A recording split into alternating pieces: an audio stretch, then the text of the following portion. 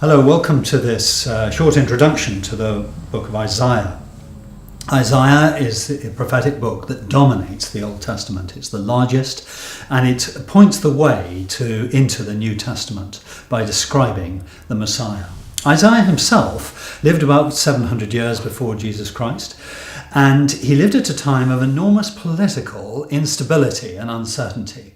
And there was a great deal of pressure for the little region around Jerusalem called Judah to form political alliances with the regional powers. And Isaiah, as a prophet and as a statesman, warns very carefully against this. The first king, Ahaz, rejects what he says.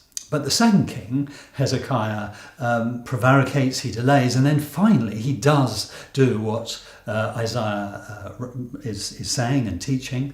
And there is, in fact, an enormous, a very significant intervention by God, which brings deliverance for the people of Israel.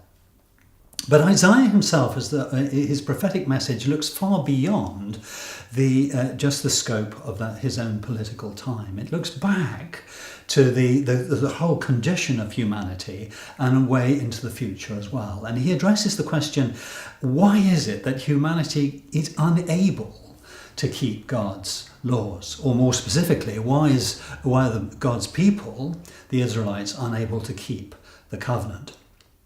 Now, Isaiah holds on to the one promise that God has given to his people, that he will raise up a king in David's line, one of David's own people, will be raised up as a son and will rule, and he will be a righteous king. And the king will be, first of all, king, and secondly, a servant, and thirdly, anointed, and is therefore called the Messiah.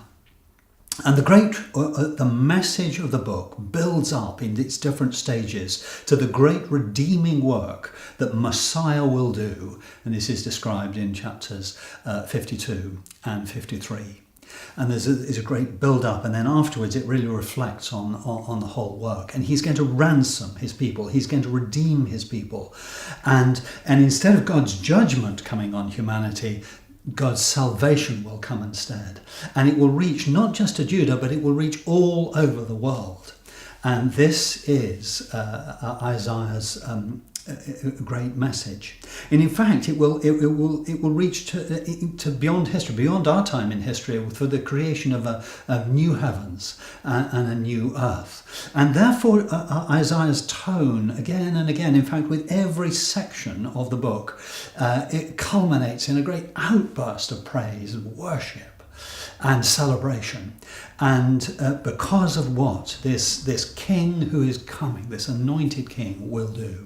Perhaps I could just point to one verse. Isaiah chapter 60 and verse 1 says, "Arise, shine, for your light has come, and the glory of the Lord is risen." Now we as Christians understand, of course, that the Messiah is Jesus Christ, and this is his great work. And as you engage and read this book and absolutely get involved with it, you will find it points you to Jesus Christ.